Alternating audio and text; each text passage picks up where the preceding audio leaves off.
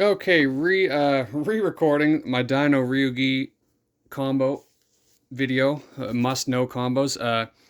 In the last recording, mid-recording, I found an innovation to the combo, and it's just by far the best. This combo's crazy. It's TCG only for now, but so I'm actually gonna start. I'm gonna do it different this order too. The combo where everything goes right is going to be the last combo. So we're just going to start with the one card. Uh, this is the one card combo to do something. So you take these three, your one card being the War Zone. A lot of people think this one isn't a one card combo, but it is. It's a bit of a different one card combo. So you banish the worm or the sea serpent. That's pretty much always going to be the case. Actually, you dump the miscellaneous in this case, and you add the Hackva to hand. Now you're going to activate and resolve the Hackva. Hopefully, you didn't draw the worm spell. Otherwise, this doesn't really work unless you miraculously have a dinosaur pill in your hand. You can kind of still work around it sometimes a little bit. So now you have this. Now you're going to banish the miscellaneous source. So that's going to trigger the Hackva, and I'm gonna kind of hang up here for a quick second and talk about something. If you have a dino in your hand, structure matters a little bit here because these are going to be a simultaneous activation, so you can chain block whichever one you want. And if you purposely chain block your anima here, they might think you're trying to protect the anima resolution, and they might throw an imperm or a veiler down. We're actually trying to protect this, but by putting it on the higher link, because this can't be ashed, you might just bait out an imperm or a veiler. But if you have an ash here, they would have used the ash on the field spell most likely anyway, so I think it's kind of moot at this point. Uh, but assuming you get to this point, I would personally always chain block this just so that it kind of draws attention to it with an imperm or a veiler, because if they save the imperm or the veiler for this, you're in trouble. But in any case, and maybe we keep that to ourselves.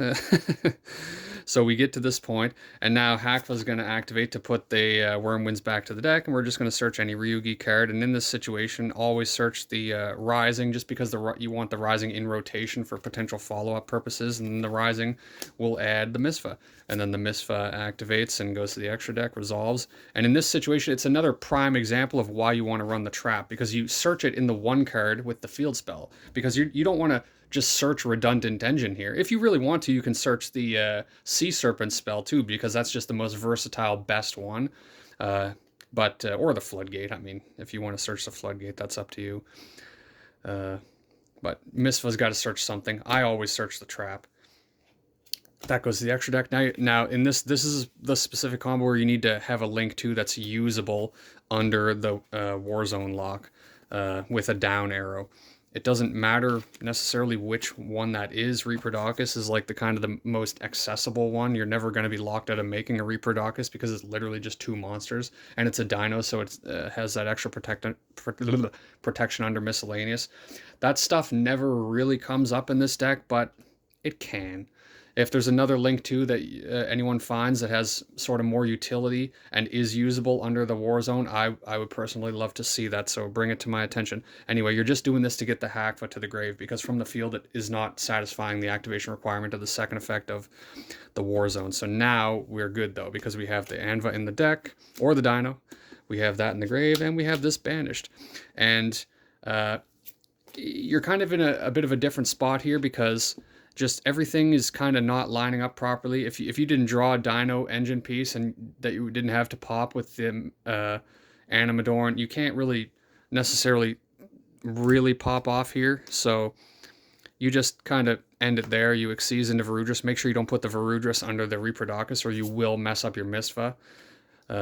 Just something to be aware of at all times, actually, when you're playing Ryu-ge, is just to be mindful of keeping your pendulum zones clear. Don't accidentally put a Galaxy Eyes in the extra monster zone unless there's a particular reason you need to. Same with the down arrows. Just be careful, and be careful also with your link 1, because the anima has an up arrow. It doesn't have a down arrow, so you do not want to get your anima into your extra monster zone for whatever reason without being able to link it off. And it, again, into an SP, sideways arrows. If you have an SP in your extra zone, you're blocked out of resolving your misfa. So you really, these are two things you just got to really watch out for. Once you know it though, you just kind of you'll make the mistake once or twice, and hopefully not again. And then you just kind of end it there. And specifically, the trap is really good in this situation, or the continuous trap, really, if you want, because the continuous trap maybe even be arguably better because it gives you more things to pop, because you can pop the continuous trap and then go into this. It won't be activatable that turn, but depending on what your hand was, you don't have like a ton of floating capabilities here. So assuming you can get the Mistva to come down in your opponent's turn, it's like, are you popping your field and your Reaper-Docus? You're not getting necessarily any value there. You're obviously going to pop the Varudras if there's like a card on the opponent's board to hit, but that's not always going to be the case. So it might be nice to just go for the continuous trap, and then if the Varudras, you're going to have two materials from the Varudras popping anyway to go to the graveyard, and then you can use the continuous trap, pretend this is the continuous trap, with those materials, shuffle them back, pop, maybe even pop the Varudras to hit a back row spell or whatever, and that triggers your Misfa to come down. There's a lot of things that can happen. It's just that's the combo though. And depending on what your hand was, again, it changes, because if you didn't actually use your normal summon in that combo. So like, I mean, if you drew an Oviraptor or a Fossil Dig, you're just chilling in many different ways. Now I'm going to quickly show the Pendulum Unbrick. You bricked on you got double Sea Serpents. You can't resolve them for whatever reason. I mean, whatever the reason is. You want to get to your pendulums. Be this with having you got all this stuff, and you got the melodies too.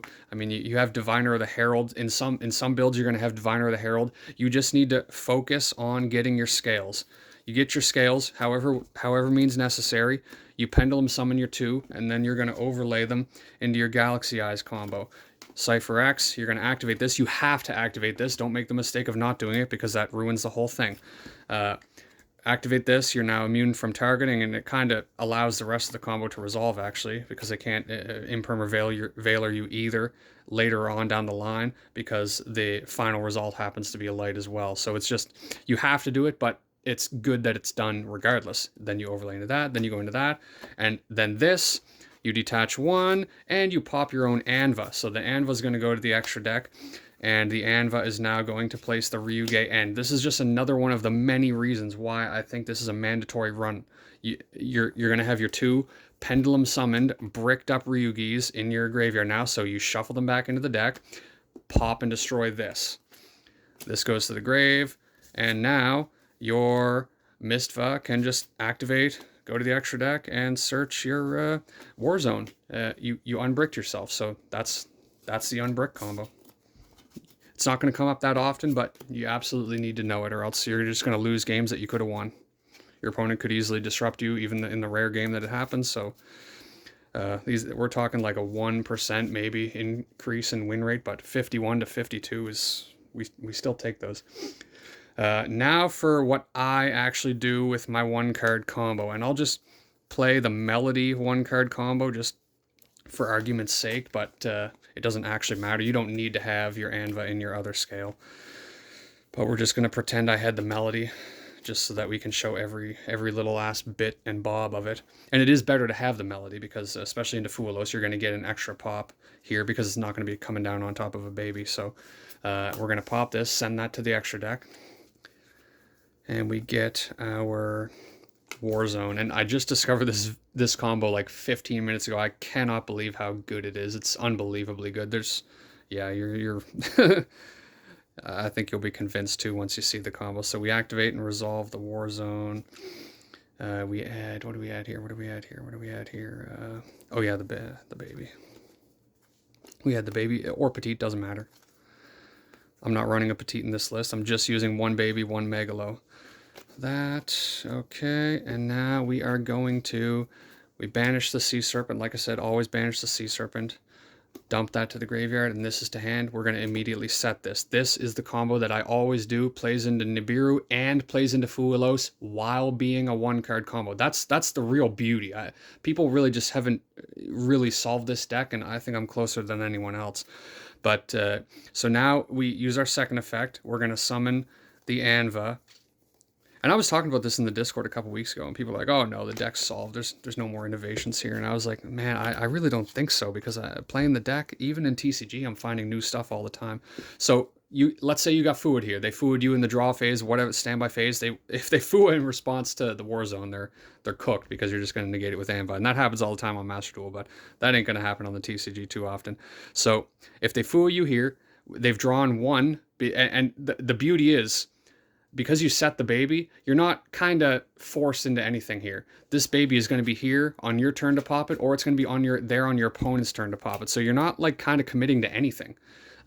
This is there. If they already Fuad you, you're just going to Anva pop this. So that's going to get popped, and you're going to go into your, well, you can go into anyone, but I pretty much always go for the Ryu-ge end because it's follow-up, grind, and it's still disruption once you get your Varudras off. And now we go into this. We're playing under the presumption that we've been Fua lost in this situation. And then we go into our Varudras. And this board does not look like much, but I've won with this board more times than not into Max C. I don't think there's been a game actually on Master Duel, mostly because you have more Max C and Fua lost. So pretty much every second game you're just staring down a Maxi or a Fualos. So it's much more relevant in Master Duel than it is in TCG, but the same rules apply. This board doesn't look like much, but it's actually a lot more than it seems because you have your Mistva in the extra deck ready to come down from the top ropes at any time. You have your Omni Negate from Varudras. You have, assuming Varudras resolves, it's very unfortunate when it doesn't resolve. Like, let's just say, I don't know, like, I don't know. There's somehow they negate it from the second detach. That's the worst case scenario for this combo because you want that detach. If you just get one Ryu-ge body in here and the Varudras doesn't resolve, you're not popping anything, and your Ryu-ge end is not necessarily live. It could still be live because you might have drawn a Ryu-ge Emva and toss it like to search something in the turn, or like discarded it with Melody. So like there are situations where this is still live, but in the particular situation where Varudras doesn't get to detach both or pop a card, you're in trouble here.